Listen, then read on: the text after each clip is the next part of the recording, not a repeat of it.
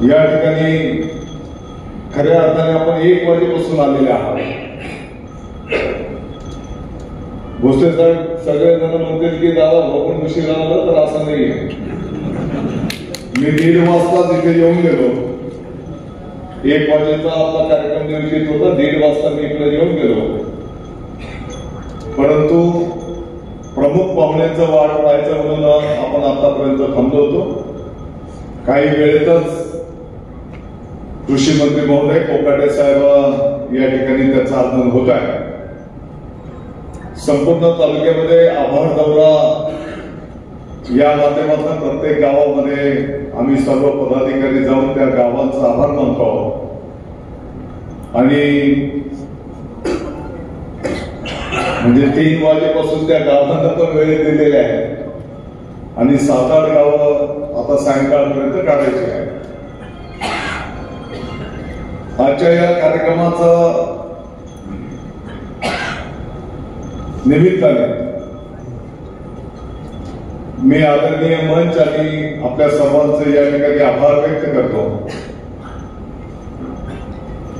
महायुतीच्या माध्यमातून धनुष्यबाणाला तुम्ही सर्वांनी आशीर्वाद दिले आणि परत एकदा या मालेगाव बाह्य विधानसभा मतदारसंघातून प्रतिनिधित्व करण्याची संधी दिली. त्याबद्दल भोसले साहेब मी आपल्या सर्वांचा आभार व्यक्त करतो. आणि ही जी जबाबदारी आपण सर्वांनी दिली, या जबाबदारीच्या माध्यमातून मी मालेगाव वासियांना आश्वस्त करू इच्छितो की ज्या पद्धतीने आजपर्यंतच्या कार्यकाळामध्ये आपण सर्वजण नेहमीच एकमेकांच्या सुखदुःखामध्ये सहभागी राहिलो, मालेगावच्या विकासाच्या संदर्भामध्ये चर्चा विनिमय करून आपण सर्वांनी मिळून मार्गक्रमण केलं, तीच कार्यपद्धती यापुढे सुद्धा निश्चितपणे सुरू राहील हे पण मी आपल्याला आश्वस्त करू इच्छितो. ज्या पद्धतीने मालेगावला आपण सर्वांनी आशीर्वाद दिले, त्याच पद्धतीने संपूर्ण महाराष्ट्रातून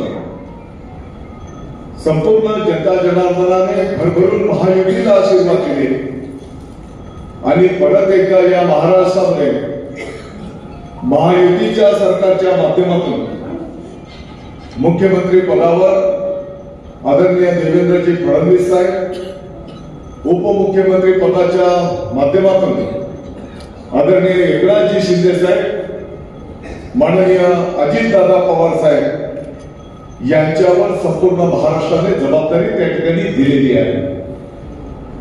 आणि विकासाचा रथ आपला काही वर्षांच्या पासून मालेगावचा निघालेला आहे.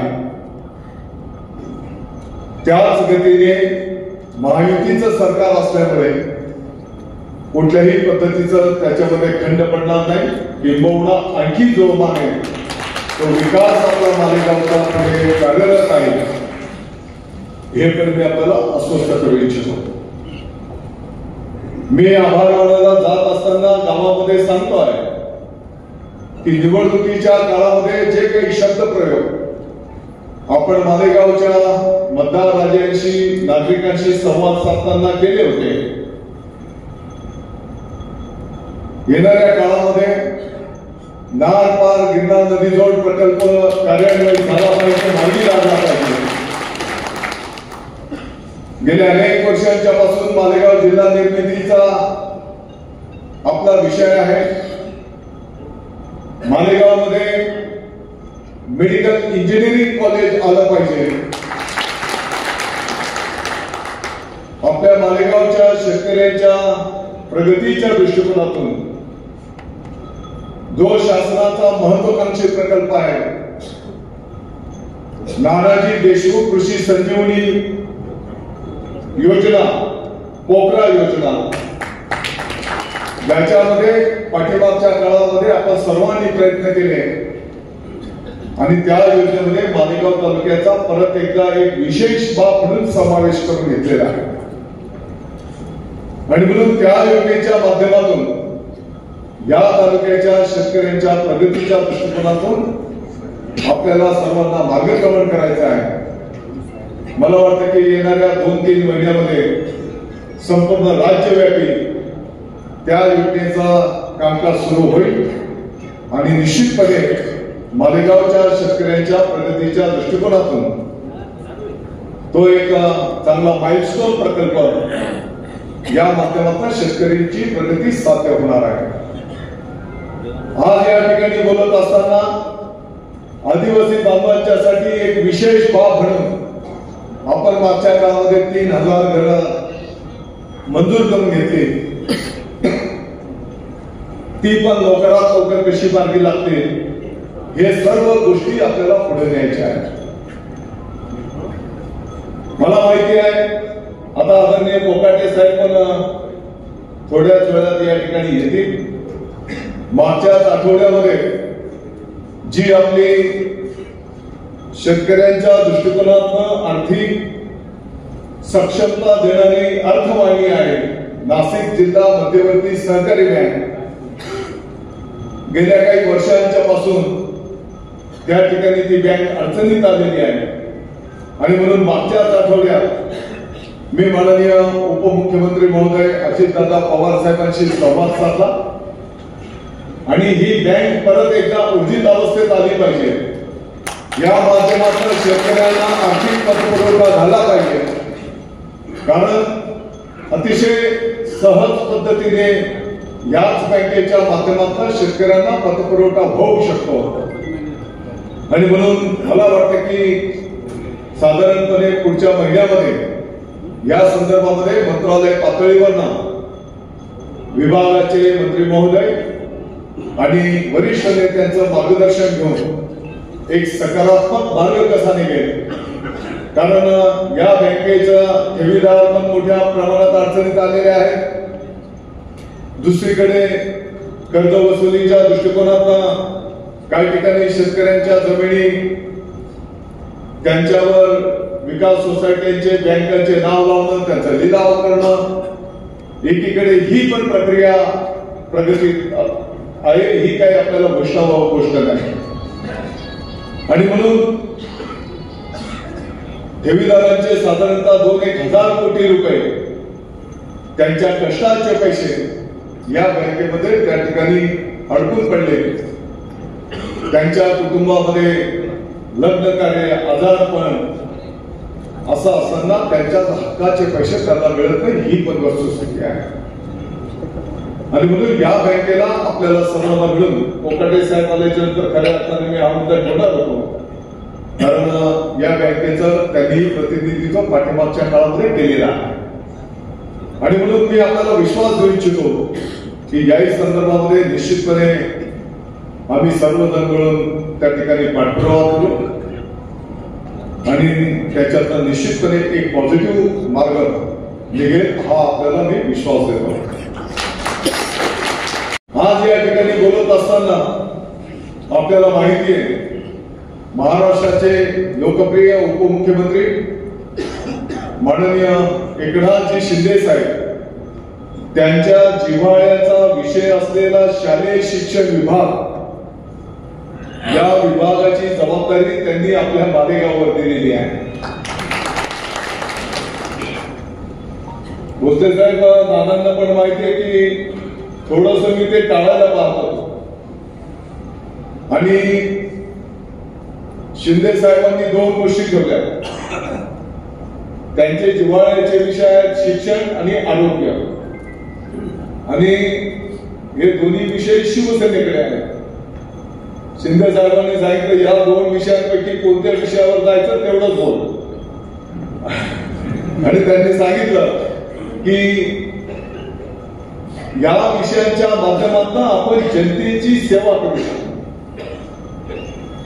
ज्या पद्धतीने गावामध्ये देवाचं मंदिर असतं त्याच पद्धतीने ती गावाची शाळा म्हणजे एक मंदिर आहे, तो दवाखाना हे सुद्धा एक मंदिर आहे. ही भावना माननीय एकनाथजी शिंदे साहेबांची त्या ठिकाणी आहे. आणि म्हणून शेवटी एक सैनिक शिवसैनिक म्हणून नेत्यांचे आदेश पाळणं, या भावनेतून उपमुख्यमंत्री महोदय एकनाथजी शिंदे साहेबांचा आदेश त्या ठिकाणी मानून शालेय शिक्षण विभागाची जबाबदारी आपल्या मालेगाववर त्या ठिकाणी देण्यात आलेली आहे. साधारणपणे पहिलीपासून तर 12वी पर्यंत जे काही विद्यार्थी आहेत हे कार्यक्षेत्र या शालेय शिक्षण विभागामध्ये त्या ठिकाणी येत आहे. अर्थात 3च दिवस झाले ही घोषणा होऊन आणि आपला आभाराचा कार्यक्रम चालू असल्यामुळे मुंबईला जाऊन असल्या आपण पदभार पण त्या ठिकाणी मला वाटतं की पुढच्या आठवड्यामध्ये मुंबईला जाणार आहे. परंतु आपल्या सर्वांना माहिती आहे की आज ज्या पद्धतीने आपले जो बात रखी आहे,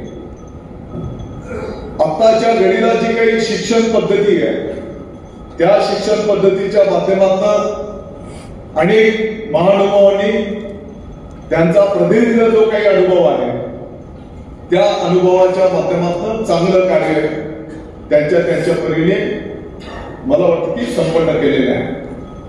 आणि त्याच्यामध्ये आणखी काही चांगल्या गोष्टी, मग विद्यार्थी हे दैवत मानून, केंद्रबिंदू मानून त्यांच्या पालकांचं मार्गदर्शन, शिक्षक बंधू भगिनी असेल त्यांचंही मनोगत, आप जैसे कोई संस्था चालक है उनका भी सुनकर या विभागाला पुढे नेण्याचं काम येणाऱ्या काळामध्ये आपण सर्व मिळून त्या ठिकाणी करणार आहोत.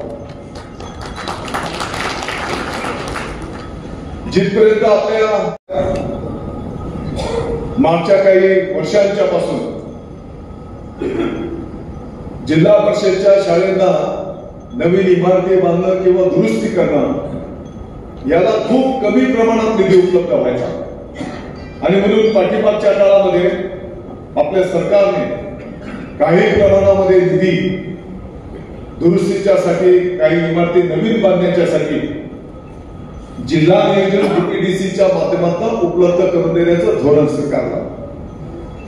मालेगाव तालुक्याचा जिथपर्यंत विषय आहे तर मला अतिशय आनंदाने सांगायचं आहे की पाठीमागच्या काळामध्ये जे जे काही विभाग आपल्या मालेगावला मंत्रिपदाची जबाबदारी मिळाली असेल त्या काळातल्या काही मोठ्या कंपन्यांच्या CSR फंड्स मधून की ज्याच्यातनं त्या कंपन्यांवर नफ्यामधल्या काही रकमेच्या हिश्श्याची जबाबदारी ही सामाजिक विकास कामांच्यासाठी वापरायची असते, त्या निधीच्या माध्यमातून मला वाटतं की एक 22-23 गावांमध्ये आपण जिल्हा परिषदच्या शाळेच्या नवीन इमारती बांधण्यामध्ये त्या ठिकाणी यशस्वी झालेलो आहोत.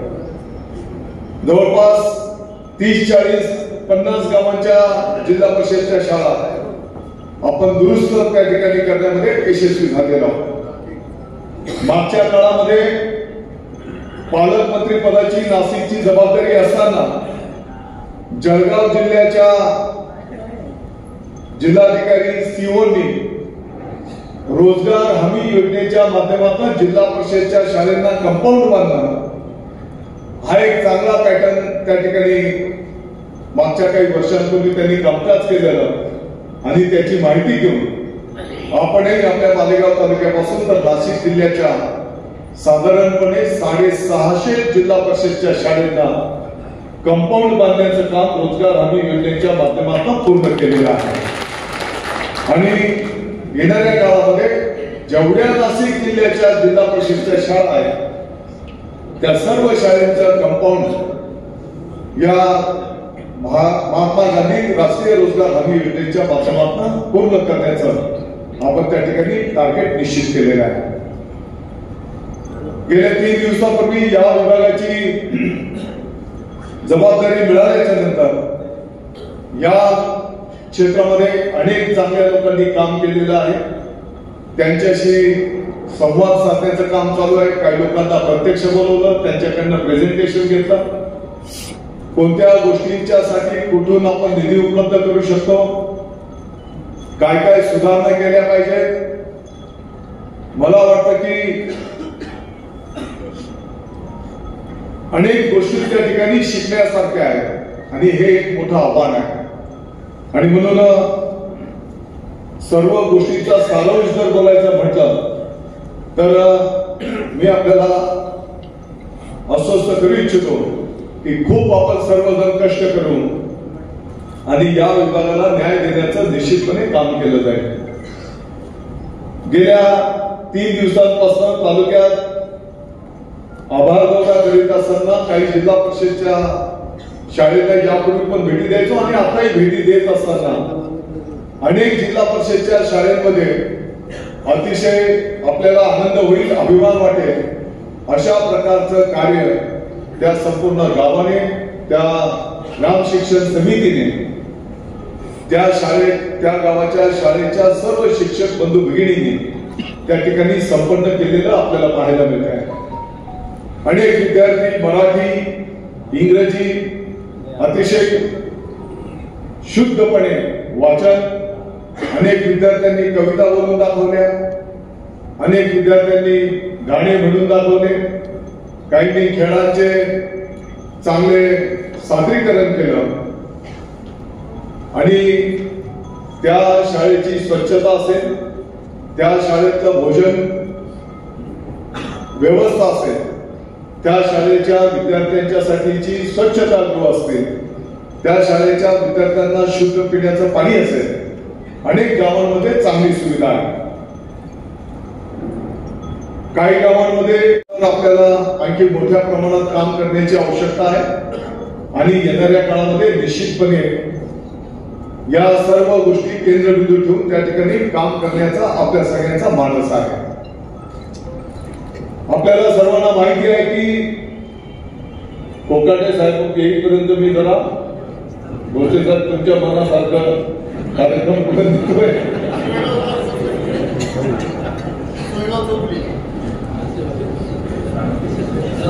तोपर्यंत तुम्ही ऐकणं मी माझा एक स्वार्थ साधणार आहे. तर या काही शाळेमध्ये पिण्याच्या पाण्याच्या संदर्भामध्ये, काही शाळेमध्ये विद्यार्थी विद्यार्थिनींचं स्वच्छतागृह असेल, या सर्व कामामध्ये आपल्याला आणखी तिथे काम करण्याची आवश्यकता ही वस्तुस्थिती आहे. काही गावांमध्ये 6वी 7वीच्या विद्यार्थ्यांना वाचायला दिलं तर त्यांना वाचता आलं नाही, ही पण वस्तुस्थिती आहे. आणि जेव्हा आपण बोलतो की वाचता येत नाही तर गाव आपले सगळे पदाधिकारी बोलतात नाही शाळा अशी आहे, ते सर कशा आहेत. सर्वांच्या संदर्भातल्या काही कमतरता असतील, काही त्रुटी असतील तर ते निश्चितपणे दुरुस्त करून बिलकुल त्याच्यामध्ये काही वावगाव होणार नाही. परंतु काही शाळांमध्ये असं पण बघायला मिळालं की जिथे पटावरची संख्या 40 आहे, वर्गातले विद्यार्थी जर मोजले तर 21 विद्यार्थी उपस्थित होते. मग 19 विद्यार्थी कुठे गेले तर 19 विद्यार्थ्यांची जेव्हा माहिती घेतली तर 2-3 विद्यार्थी घरी गावात होते, 2-5 विद्यार्थी त्यांचे पालक ऊस तोडायला गेले. पालक ऊस तोडायला गेले तर त्यांच्यासोबत विद्यार्थी पण त्या ऊस तोडण्याच्या गावाला त्यांच्यासोबत गेले.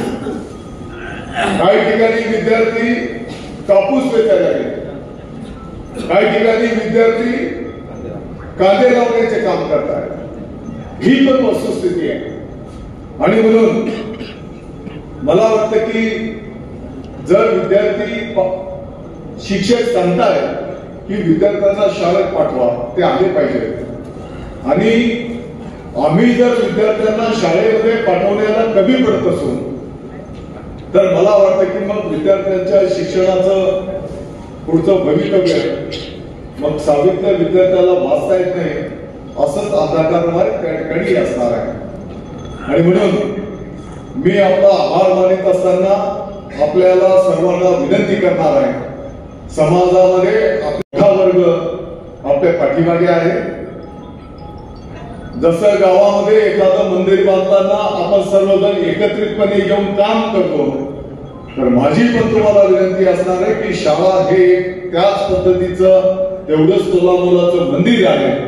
या मंदिरासाठी पण तुम्ही सर्वांनी एकत्रितपणे येऊन शुभेच्छा आणि आशीर्वाद द्यावे अशी मी या कार्यक्रमाच्या निमित्ताने आपल्या सर्वांना या ठिकाणी विनंती करणार आहे. तुम्ही म्हणाल दादा भाऊ 3 दिवसापूर्वी डिपार्टमेंट मिळालं आणि तुम्ही लगेच आपले लेक्चर प्रवचन लागे घ्या, तर अशाचा काही भाग नाही. गेल्या काही वर्षांच्या पासून तर आपण या विषयावर काम करतच होतो.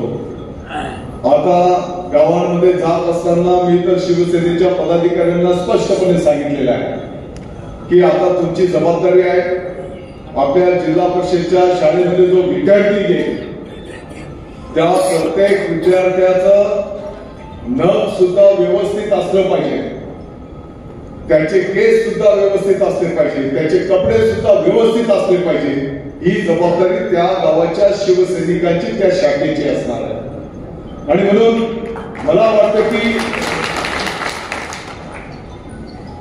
कारण जेव्हा मालेगावचं प्रतिनिधी म्हणून महाराष्ट्रव्यापी उद्या जर गडचिरोलीला आपण गेलो आणि तिथल्या शाळेमध्ये जर काही थोडीफार उणीव असेल आणि त्यावर जर आपण बोलायला जातो तर ते म्हणते की पहिले बाबा तुझा तालुका आणि तुझं घर काय आहे तिथली परिस्थिती बघा. आणि म्हणून मी उपमुख्यमंत्री महोदयांना पण सांगितलं की 1 आठवडा मी पहिले माझं घर व्यवस्थित करतो आणि मग राज्यव्यापी काम करायला त्या ठिकाणी सुरुवात करणार. आणि म्हणून या निमित्ताने माझी आपल्याला सगळ्यांना विनंती की आपल्या आपल्या गावाच्या ज्या काही शाळा आहेत त्या शाळेमध्ये आपण सर्वांनी सहकार्य करावं. ज्या पालकांची आर्थिक परिस्थिती चांगली आहे ते पालक आपल्या पाल्यांना, आपल्या मुलांना इंग्रजी माध्यमांच्या शाळेमध्ये काही फी भरून तिकडे प्रवेश देतात आणि आपल्या या जिल्हा परिषदच्या शाळेमध्ये गोरगरिबांची मुलं येतात. मी एक विचार करतो आहे, जेव्हा इंजिनिअरिंग, मेडिकल, डिप्लोमा या क्षेत्रामध्ये जर विद्यार्थ्यांना जायचं असेल तर ते शासकीय इंजिनिअरिंग कॉलेज, शासकीय मेडिकल कॉलेज, शासकीय डिप्लोमा कॉलेज याला प्राधान्य देतात. आणि मग प्राथमिक शाळेच्या शिक्षणामध्ये आम्ही शासनाच्या शाळेंना तेवढं वेटेज देत नाही जे दुसऱ्या शाळेंना आम्ही देतो. आणि म्हणून मला वाटतं की यावर संपूर्ण या क्षेत्रामध्ये काम केलेले जे काही महानुभाव आहेत त्या सर्वांचं मार्गदर्शन घेऊन येणाऱ्या काळामध्ये निश्चितपणे महाराष्ट्राच्या कानाकोपऱ्यात कसं चांगलं काम करता येईल या दृष्टिकोनातून काम करण्याचा आपला सर्वांचा मानस त्या ठिकाणी असणार आहे.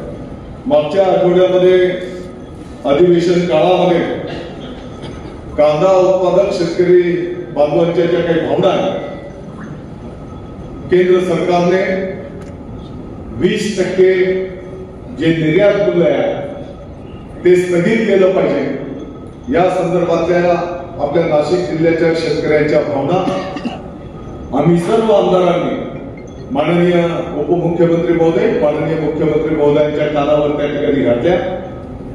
एका कॅबिनेटच्या संपल्याच्या नंतर आम्ही या सर्व बाबी निदर्शनास आणून दिलेल्या आहेत. मुख्यमंत्री महोदय आणि उपमुख्यमंत्री महोदय केंद्राशी त्यांनी संपर्क केलेला आहे, संवाद साधलेला आहे, पत्र पण लिहिलेलं आहे. आणि मला वाटतं की लवकरच या संदर्भातला एक चांगला निर्णय शेतकरी हिताचा केंद्र सरकारचा त्या माध्यमातून होईल अशा प्रकारची आपल्या सर्वांना निश्चितपणे अपेक्षा आहे. आणि मालेगाव तालुक्यापुरतं बोलायचं झालं तर विजेच्या संदर्भामध्ये काही अडचणी आहेत, कारण मोठ्या प्रमाणात कांदा लागवड चालू आहे, पाण्याची परिस्थिती बरी आहे आणि म्हणून विजेचाही प्रश्न काही ठिकाणी ज्या अडचणी आहेत त्याही सोडवण्याचं काम लवकरच आपण त्या ठिकाणी करायला घेतो हे पण मी आपल्याला आश्वस्त करू इच्छितो. परत एकदा या सत्कार सोहळ्याच्या निमित्ताने आपण सर्वजण या ठिकाणी उपस्थित राहिला, तुमच्याशी संवाद साधण्याची संधी या आयोजकांनी या ठिकाणी दिली. आपल्या सर्वांचे मी आभार मानतो, आपल्या सर्वांना शुभेच्छा देतो.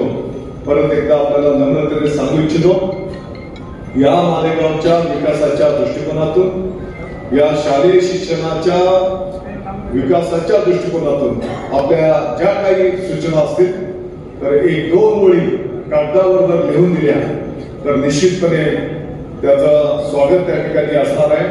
कृषी मंत्री महोदय काही वेळातच या ठिकाणी पोहोचताय आणि मला वाटतं की महात्मा ज्योतिबा फुले राहुरी कृषी विद्यापीठाच्या अंतर्गत आपले छत्रपती शिवाजी महाराज कृषी विज्ञान संकुल कास्ती तिथे जे काही आपला 5 कृषी महाविद्यालयांचा कॅम्पस त्याचा पहिला टप्पा पूर्ण झाला, दुसऱ्या टप्प्याचं काम प्रगतीपथावर आहे.